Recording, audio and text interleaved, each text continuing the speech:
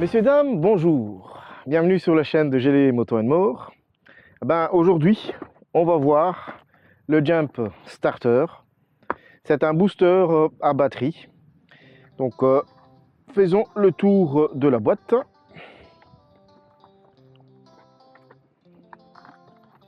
C'est une boîte assez ressemblant aux autres, hein. Celui-ci nous vient d'Amazon.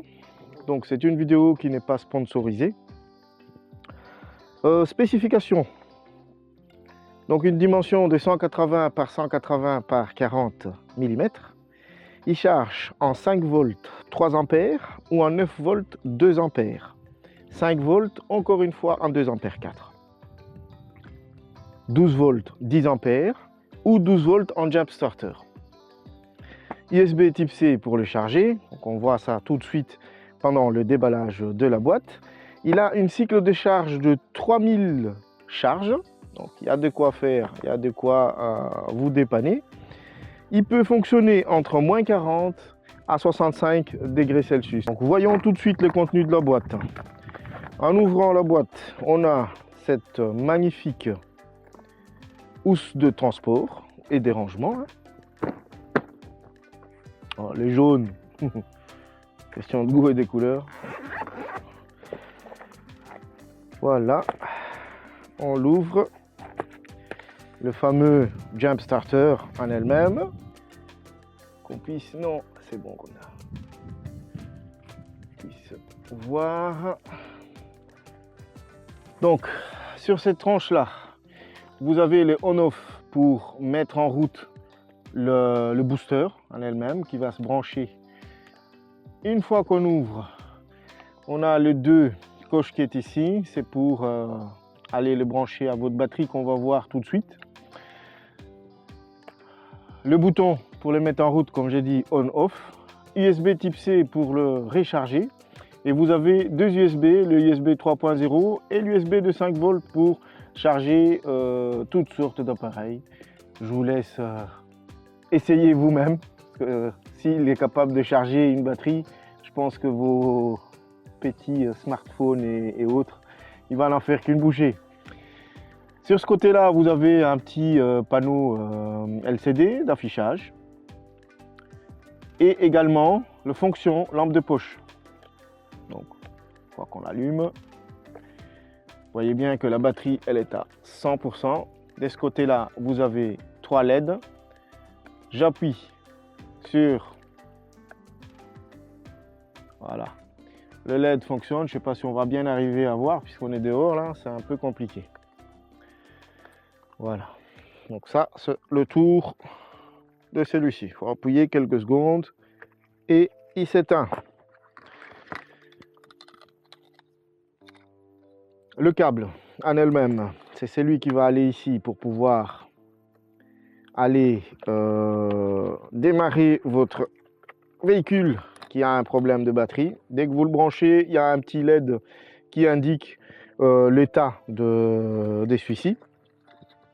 Voilà, donc rouge et noir, hein. Rouge c'est le plus, le noir c'est le moins, toujours.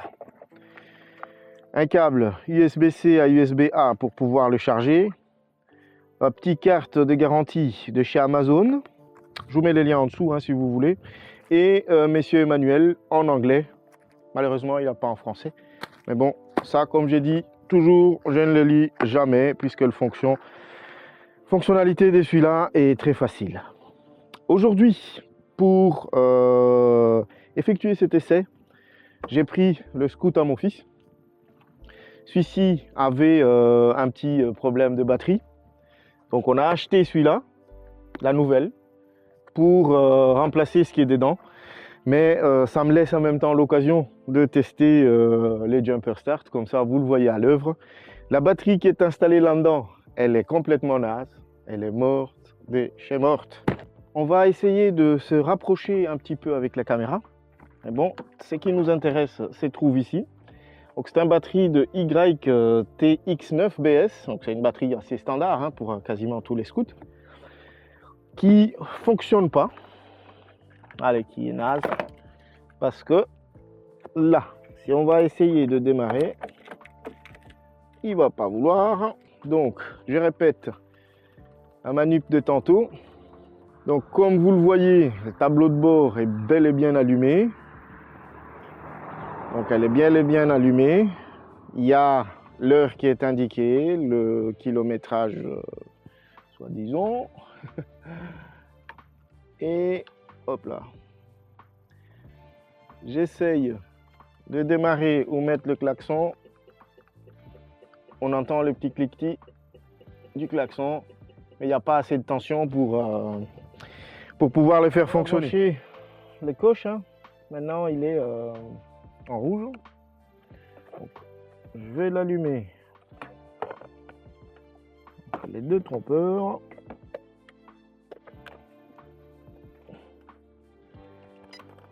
Engine starter, il passe au vert. On met le contact. Et voilà. Problème est réglé. Donc, il faut bien tenir compte que quand vous le brancherez, il faut tout d'abord brancher les coches, donc plus et moins.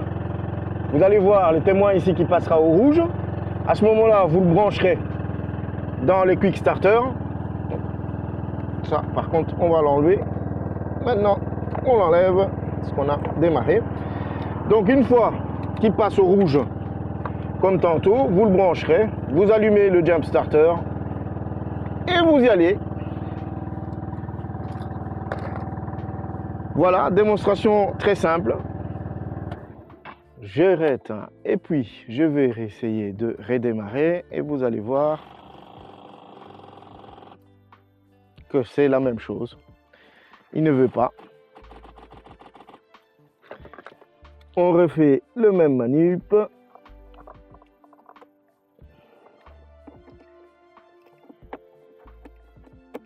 La masse, il passe au rouge. Je mets l'engine start. Et vous ne pouvez pas vous tromper, hein, il y a un détrompeur entre les deux. Hein. Le plus est plus gros, le moins plus petit. Donc, vous le branchez. On va voir. Il se met à clignoter rouge-vert. C'est pour dire qu'il n'est pas prêt du tout. Ah, j'ai pas assez de place pour avoir la masse. Ah, voilà. Vous avez entendu? Kink. Et c'est parti. Voilà. CQFD.